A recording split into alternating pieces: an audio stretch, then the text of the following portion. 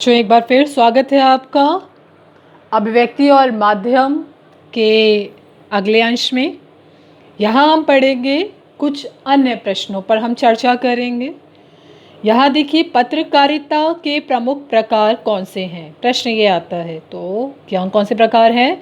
खोजपरक पत्रकारिता, वॉचडॉग पत्रकारिता, एडवोकेसी पत्रकारिता आदि जो हैं ये पत्रकारिता के प्रमुख क्या हैं, प्रकार हैं। अब क्या है, समाचार किसे कहते हैं, प्रश्न आता है। तो आप देखिए, समाचार किसी भी घटना, विचार या समस्या की रिपोर्ट का होता है जिसमें अधिक से अधिक लोगों की रुचि हो और जिसका अधिकाधिक लोगों पर प्रभाव पड़े, वह क्या है, समाचार है। प्रश्न आता है कि समाचार पत्र पूर्ण कब माना जाता है। तो आप देखिए, समाचार पत्र जब समाचार में विचार, संपादकीय टिप्पणी, फोटो और कार्टून होते हैं तब समाचार पत्र बनता है। आप देखिए, आपके घर में समाचार पत्र आता होगा, चाहे अंग्रेजी का है चाहे हिंदी का है। इसमें क्या होता है, बहुत सारी रिपोर्ट्स होती हैं, उसमें कुछ विज्ञापन होते हैं, कुछ क्या कहते हैं उसमें जानकारियाँ होती हैं। फिर बच्चों के लिए कार्टून कॉर्नर होता है, उसमें लेटर टू एडिटर होता है, उसके बाद संपादक के नाम पत्र, फिर आलेख होता है, फीचर होता है, और उसके साथ फ़ोटोज़, मतलब जो रिपोर्ट दे रहा है संवाददाता, उसके साथ उसकी रिपोर्ट भी होती है।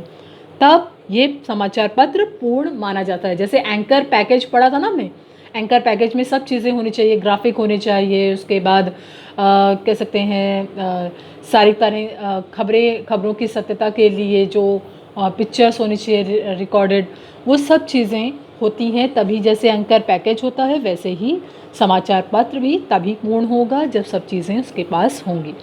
देखिए, हिंदी के राष्ट्रीय, देखो अगर प्रश्न आता है राष्ट्रीय स्तर के समाचार पत्र बताएं, तो बेटा प्रश्न आ रहा है हिंदी में, तो हिंदी में आ रहा है, तो उसमें लिखा हो या ना हो लिखा हो कि हिंदी के समाचार पत्र बताएं, आपको स्वयं से ही हिंदी के ही समाचार पत्रों के नाम लिखने होंगे। ठीक है, क्योंकि जब हिंदी के उसमें पूछा जा रहा है ये प्रश्न संदर्भ में, तो हिंदी के ही डालेंगे आप, अंग्रेजी के तो डालेंगे नहीं। अगर आप अंग्रेजी के डाल देते हैं तो आपका प्रश्न, जो आपका उत्तर है, वह पूर्णतः गलत हो जाएगा। अब आता है खोजपरक पत्रकारिता। खोजपरक पत्रकारिता क्या है? जब भ्रष्टाचार और अनियमित तक को लोगों के सामने लाने के लिए खोज की जाती है और इसके अंतर्गत छपाई गई सूचनाओं की गहराई से जब छानबीन की जाती है और प्रमाण इकट्ठे किए जाते हैं, एकत्र करने के बाद ही इसे प्रकाशित किया जाता है। अब वॉच डॉग आपको पता है, डॉग क्या करता है, निगरानी करता है। आपके घर में अगर डॉग है, अगर नहीं है तब भी आपको पता है डॉग की सबसे बड़ी विशेषता क्या है, वो कंटिन्यूसली लगातार निगरानी रखता है, कोई भी गलत चीज़ नहीं होने देता। तो वॉचडॉग पत्रकारिता क्या है? जो पत्रकारिता सरकार के कामकाज पर निगाह रखती है, ठीक है, और कोई भी गड़बड़ी होते ही उसका पर्दाफाश कर देती है, उसे क्या बोलते हैं? वॉचडॉग पत्रकारिता। ठीक है। एडवोकेसी क्या है? आप देखो, आजकल न्यूज़ चैनल में अधिकतर आता है, अगर आप इस बात से सहमत हैं तो आप वाई टाइप करें, नहीं तो एन टाइप करें। तो ये क्या है? जो पत्रकारिता विचारधारा या विशेष उद्देश्य या मुद्दे को उठाकर उसके पक्ष में जनमत बनाने पर जोर शोर से अभियान चलाती है, उसे क्या कहते हैं? एडवोकेसी पत्रकारिता। एडवोकेसी आप सभी को पता होगा किस तरह से जनमत तैयार करने के लिए कि भई आप सहमत हैं तो ये टाइप करें, नहीं हैं तो ये टाइप करें, इस तरह की जब वो बात की जाती है वो एडवोकेसी पत्रकारिता के अंतर्गत आती है। वैकल्पिक पत्रकारिता किसे कहते हैं? अब वैकल्पिक पत्रकारिता जो मीडिया में स्थापित व्यवसाय के विकल्प को सामने लाने और उसके अनुकूल सोच को बताने के लिए करते हैं, उसे वैकल्पिक पत्रकारिता कहते हैं। ठीक है, मीडिया में जो स्थापित व्यवसाय हैं उनको बताना चाह रहे हैं, मतलब एक तरह की एक ऑप्शनल जर्नलिज्म इसे हम कह सकते हैं। उसके बाद क्या है? पेज 3। ये बहुत इंपॉर्टेंट है और बहुत इंटरेस्टिंग भी है। पेज 3 एक मूवी भी आई थी। पेज 3 पत्रकारिता क्या है? अब पेज 3 जो है, पहले ये समाचार पत्र का तीसरा पेज होता था, इसलिए पेज 3 कहा जाता था, लेकिन अब ये आखिर में चला गया है। जिसमें चर्चित समाज की, देश की चर्चित हस्तियाँ, जो सेलिब्रिटीज़ जिन्हें कहा जाता है, चर्चित हस्तियों के जीवन से संबंधित, चाहे उनका खान पान हो, उनका रहन सहन हो, उनकी बैठकें हों, उनका मिलना जुलना हो, उससे संबंधित खबरों को जिस पत्रकारिता में छापा जाता है उसे क्या कहते हैं? पेज 3 पत्रकारिता कहते हैं। ठीक है, इसी के साथ एक और पत्रकारिता आती है, वो है पीत पत्रकारिता या येलो जर्नलिज्म। अब ये येलो जर्नलिज्म या पीत पत्रकारिता क्या है?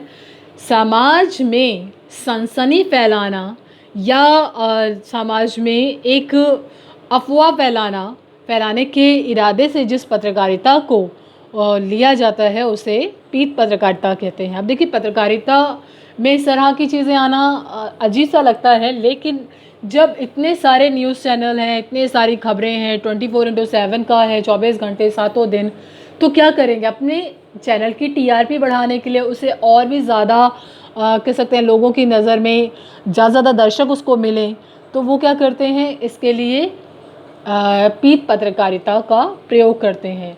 क्लास 12th कह सकते हैं कोर वाले स्टूडेंट, जो साइंस स्टूडेंट्स हैं, उनको पता होगा, उनकी एक कविता है कैमरे में बंद अपाहिज, जिसमें किस तरह से जर्नलिज्म को या मीडिया को, ये संवाददाताओं के एक कह सकते हैं बहुत क्रूर चेहरे को दिखाया गया है कि सिर्फ अपने फ़ायदे के लिए किस तरह से प्रयोग करते, इस्तेमाल करते हैं एक अपाहिज का, उसकी भावनाओं के साथ किस प्रकार खिलवाड़ करते हैं।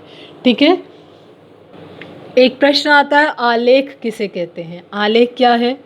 समाचार पत्रों में, पत्रिकाओं में संपादकीय पृष्ठ पर कुछ लेख छपे होते हैं, जो क्या कहते हैं, जो समसामयिक या रेलेवेंट करंट अफेयर्स होते हैं, करंट खबरों पर छपे होते हैं, उन्हें क्या कहता है? आलेख। आलेख किन-किन क्षेत्रों से लिखे जा सकते हैं? तो हर जगह से, चाहे वो खेल जगत हो, समाज हो, राजनीति हो, अर्थ जगत हो, व्यापार हो, सभी क्षेत्रों से आलेख लिखे जाते हैं। अब इसका क्या गुण होते हैं, क्या विशेषताएं? तो आप देखिए, आलेख जो है वो सूचनाओं का होना अनिवार्य है। वो क्या कह सकते हैं? आलेख एक तरह का आर्टिकल है तो उसमें एक डाटाबेस ही होनी चाहिए चीज़ें। अगर आप किसी जनसंख्या पर लिखते हैं तो आपको पता होना चाहिए किस समय कितनी जनसंख्या है, जनगणना कब होती है, उसमें क्या होता है, ये सब डाटा या एक सूचनाएं होना उसमें अनिवार्य है। इसमें नवीनता और ताजगी हो, और क्या है, विचारों में स्पष्टता, भाषा कैसी होनी चाहिए, सरल हो, लोगों को समझ आए, और थोड़ी सी रोचकता, मतलब भाषा इतनी जटिल नहीं होनी चाहिए।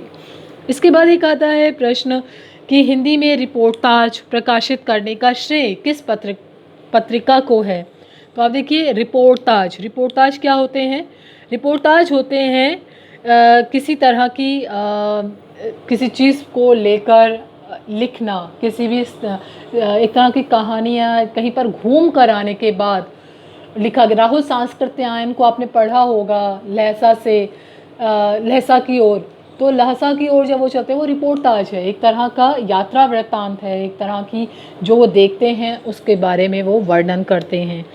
रिपोर्टाज जो शब्द है वो फ्रेंच भाषा से लिया गया है, और इसका प्रकाशित करने का श्रेय हंस पत्रिका को जाता है। अच्छा, एक और प्रश्न आता है कि अब पत्रकार और पत्रकारिता हमने पढ़ी, पत्रकारिता तो हमने बहुत तरह की पढ़ ली, लेकिन पत्रकार नहीं पढ़े। पत्रकारों के भी प्रकार होते हैं। अब कितने प्रकार के पत्रकार होते हैं? 3 प्रकार के। प्रश्न आता है, पत्रकार कितने प्रकार के होते हैं? तो आप लिखेंगे, पत्रकार 3 प्रकार के होते हैं। ठीक है, 3 प्रकार के पत्रकार होते हैं, जिसमें जो पहला होता है, 3 प्रकार के पत्रकार, जिसमें पहला पत्रकार होता है पूर्णकालिक, दूसरा होता है अंशकालिक, और तीसरा आता है आपका फ्रीलांसर।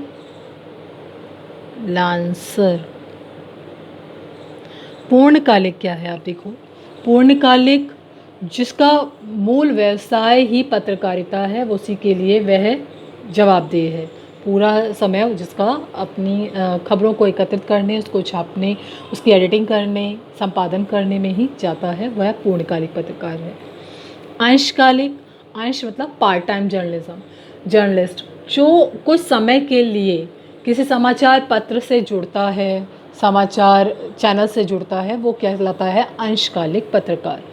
फिर आता है फ्रीलांसर। फ्रीलांसर क्या है? फ्रीलांसर बिल्कुल फ्री है, किसी तरह के बंधन से मुक्त है। वह एक से ज़्यादा समाचार पत्रों के साथ जुड़ सकता है। अपनी खबरें देने के कारण उसको निश्चित भुगतान भी दिया जाता है। इस आधार पर उसका कह सकते हैं उसकी आजीविका भी चलती रहती है और समाचार पत्र और चैनलों को खबरें भी मिलती रहती हैं। ठीक है बच्चे, तो इस तरह से पूर्णकालिक, अंशकालिक और फ्रीलांसर को आपने पढ़ा है। यहाँ आप देखिए एक प्रश्न है, डेस्क से आप क्या समझते हैं? डेस्क, आप जैसे क्लास में डेस्क होते हैं, डेस्क होते हैं, यहाँ डेस्क है।